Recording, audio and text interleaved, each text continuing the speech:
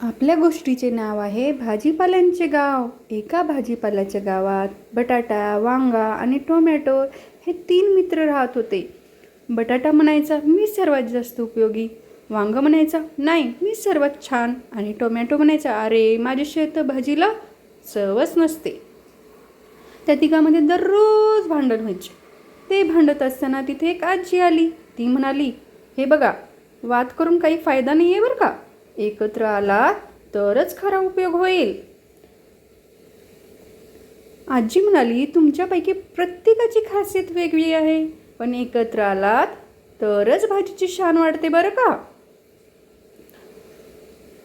तिघांना आपली चूक समजली आणि त्या तिघांनीही तेव्हापासून एकत्र काम करण्याचे ठरवले. बटाट्याने काप केले, वांग्याने तुकडे केले आणि टोमॅटोने आपली रसाळ चव दिली.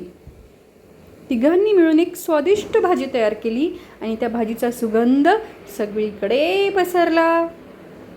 सगळ्या कुटुंबाला ती भाजी खूप आवडली. सर्वांनी तिघांची प्रशंसा केली.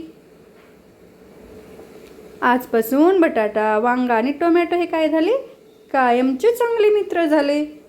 आजी खुश होऊन म्हणाली, बघितलं ना, एकता हीच खरी ताकद आहे.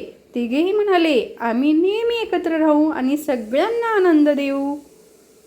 मैत्री, एकता आणि सहकार्यामुळेच खरा आनंद मिळतो.